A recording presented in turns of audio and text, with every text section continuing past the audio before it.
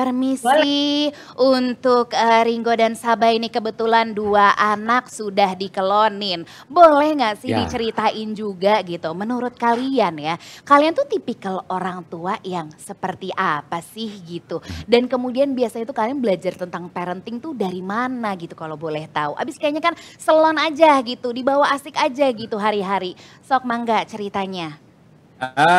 iya kita udah punya 2 anak yang tentunya kami bikin itu Kami secara ramu dengan ya. penuh penuh gairah.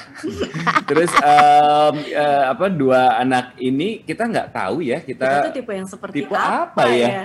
Kita pokoknya tipe yang jauh dari sempurna lah seperti kebanyakan dari orang-orang yang masih butuh masukan, butuh Belajar. belajar, butuh ngelihat juga dari orang-orang yang lebih berpengalaman, dari para ahli. Terus apa ya, pokoknya kita tuh suka ngomongnya apa ya? Tipe yang beradaptasi lah ya. Tipe yang juga bisa jadi orang tua yang salah gitu bagi anaknya, tapi kita mau bukan orang tua yang nantinya kita bisa minta maaf ke anak juga. Terus apa ya, sisanya pengen punya keluarga yang nyaman aja buat setiap anggota keluarga di sini gitu, seneng-seneng. Terus kamu dong ngomong dong. Aku lagi dengerin kamu, masa kamu ngomong aku tabrak? Ya nggak apa-apa, Ya suami kan? istri itu biasa. Bingung kayak kan? gitu. Soalnya aku juga Ah, bingung. ribut, Gimana tipenya ribut. seperti apa? Entar baikan lagi ya gitu aja. Terus kalau kita belajar dari mana, banyak sumber Ya. sih, banyak sumber. Salah satunya Parent Talk juga kita lihat dari situ banyak masukan-masukan teman-teman yang juga punya masukan sendiri. Ada juga teman yang psikolog, Ah, anak ah. juga, Terus internet. dan gue tuh sukanya Parent Talk sendiri itu jadi tempat para orang tua tidak sempurna ngumpul. Kalau gue sih sukanya itu ya. Kenapa? Karena ya terus melihat, belajar, karena nggak mungkin lah kalau ada perasaan yang salah, mungkin ya kalau menurut gue adalah ketika orang tua itu merasa sempurna menjadi orang tua gitu terhadap anaknya. Cie, bijak sekali Bapak. Gila ya? Silakan. Sebenarnya sih ya banyak banget dari awal anak pertama ya, nyusuinnya lah, tantrum lah, nyapi, Digigit sampai itu ASI, kamu. digigit, iya sampai demam, meriang, wah udah ngelewatin semua, bahkan sampai punya anak kedua juga tetap aja ya, bukannya yang berpengalaman banget, tapi tetap aja sama-sama belajar. Tapi kalau dari gue dan Sabai, kabar bagusnya adalah anak kedua memang ngehandle-nya lebih santai, jauh.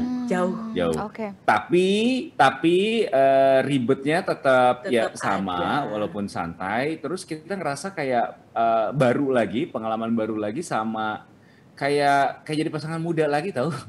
Kayak ngulang lagi. Ngurusin gitu. bayi, terus malam-malam anak nangis bangun gitu, Lemparin kita bantal semua ke bapaknya biar bapaknya ikut bangun, dan gitu gue kan. tetap jadi pura-pura tidur gitu, pura-pura nggak keganggu. Biasalah itu suami istri ya. Tapi selain ya dulu tuh waktu Bjorka nyusuin toilet training itu juga tahu pengalaman yang ini saya menjadi saksi semuanya sih toilet training ini. Kalau kan juga di Parent Talk kita juga lihat ada juga dibahas ya. Dan buat parents di sini kalau yang mau belajar nanti silakan juga dilihat di situ. Buat kita waktu itu nggak bisa dibilang lancar-lancar banget juga. Karena waktu pertama Bjorka ya yang udah lulus nih si toilet trainingnya. Kita ingat waktu itu toilet training, kebetulan waktu itu lagi jalan-jalan ke Jepang pada saat itu. Ya itu tuh aku tuh toilet trainingnya sebelum ke Jepang, karena biar ke Jepang aku nggak bawa popok gitu loh. Iya, biar bener biar koper biar koper agak kosongan terus biar bisa belanja lagi gitu. Nah tujuannya gitu. Tapi yang terjadi adalah ada dalam satu hari Sabah itu nggak beraniin banget, anak harus ngomong kalau ada apa-apa di rumah udah mulai bisa, dibawa jalan-jalan belum tahu. Nah tiba-tiba dalam satu hari di pusat perbelanjaan tiba-tiba perasaan anak itu ingin pup itu langsung ngomong, tapi WC-nya nggak ada. Jadi mengakibatkan, gue ingat banget di celana ya waktu itu tuh 5 kali. Dan yang kalau dalam keadaan yang benar-benar genting tuh gue yang disuruh cepet-cepet nyari WC sambil gendong anaknya Ringo gitu yang loh. Gendong, terus kita toilet di mana? Karena kita di jalanan. Nyari toilet di mana gitu. Dan anaknya lagi belum bisa untuk nahan lebih lama. Jadi dia udah bilang, dia udah berasa. Tapi untuk nahan lama kan dia belum bisa. Sampai akhirnya gue cari-cari WC di mana-mana, udah gitu sampai kejadian di hari itu tuh 5 kali di celana ya. 5 kali di celana sampai akhirnya ada yang kita buang kalau nggak salah celananya. Berkali-kali malah yang dibuang. Oh berkali-kali, sampai akhirnya beli celana anak lagi dan segala macam. Di tengah gue sempat menyerah untuk bilang sama Sabai, udahlah pakein popok aja lah biar kita jalan-jalannya santai. Jawaban yang keren dari dia sekaligus gue agak ngeselin.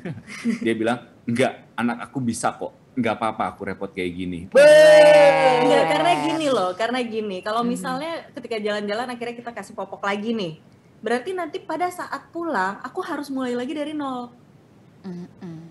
Nggak mau. Tapi kalau dipulang kan aku nggak repot. Jitak juga nih. Sorry. Kayak gitu. Jadi seperti hal-hal training kayak gitu. Seru sih. Seru banget. Dan ini semua orang tua ngalamin. Nanti anak kedua nih. Gue suka itu juga dibahas di Parent Talk juga ada gitu. Ya ampun, itu coba waktu itu didokumentasin. Kalau ada reka adegan emang lucu banget ya, Mbak, gitu. Kebayang gitu ngejinjing gitu ya. Terus ya habis sebelum lagi boro-boro inget mau fotoin kamera, video, nyalain boro-boro itu mah dalam keadaan kayak gitu. Iya. Boro-boro mikirin di mana bisa menemukan toilet segera. Iya kalau misalnya deket ITS enak ya Kang beli setengah lusin gitu sekalian. Ini kan repot ya dari mana-mana belum ngerti lagi. Tapi itulah cerita yang hadir dari sosok orang tua yang katanya tidak mengaku sempurna, tapi justru ada banyak milestone anak-anak mereka yang bisa mereka ceritakan dan sharing, dan iya lagi kayak gitu ya. Gimana sih Kang Ringo menjadi suami yang suportif dan juga bisa berbagi peran dengan istri, terutama dalam mengasuh anak? Suportif itu atau apa bukan sesuatu yang udah gue rencanakan, enggak, cuman ya apa yang udah dirasain aja.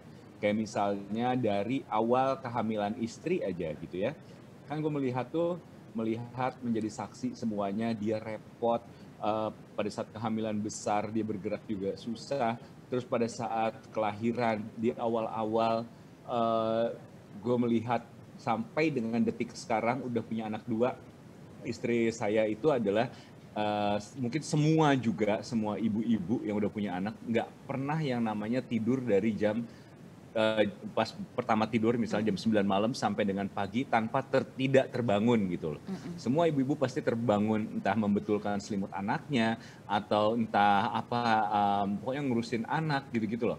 Nah, atas menjadi saksi semuanya dari melihat itu semua hal yang gue lakukan, misalnya gue bekerja atau apa, itu kan jadi terasa kecil sekali ya artinya peranannya. Kalau gue merasa peranan gue dan istri kayaknya peran gue ini kecil sekali kalau dibandingin dia gitu. Jadi mungkin atas dasar itu yang akhirnya udah menjadi saksi dari segala macam jerih payah yang gue lihat dari istri, sampai akhirnya bentuk suportif itu ya muncul sendiri keinginannya. Walaupun kadang-kadang gue juga adalah suami yang normal kok, kadang juga kalau lagi moodnya jelek diminta bantuan juga kadang males gitu. Kayak kemarin istri benerin pintu, itu pun juga gara-gara dia minta tolong, mungkin gue nggak mengindahkan itu gitu. Enggak, aku nggak minta tolong sama kamu, aku udah tahu soalnya. Iya, karena suami kamu nggak bisa diandelin kan. Jadi sering sekali dia meminta tolong dan sangat normal sekali sama seperti yang lain gitu. Cuman yang gue nggak pernah sangka selama ini dari melihat istri adalah capeknya tuh luar biasa. Gue pernah memergoki dia nangis karena kecapean gitu. Gue nangis yang bukan nangis gimana, cuman karena dia capek. Itu tuh gue kayak nggak tega gitu, kayak istri gue seperti itu, masa udah nggak tega seperti itu, gue tidak mau menjadi suami yang suportif gitu. Dan yang penting kalau dari sisi aku itu, walaupun dia sebenarnya tidak banyak membantu, tapi kalau dimintain tolong atau minta bantuan, ya dia akan berusaha. Yang penting mah itu aja.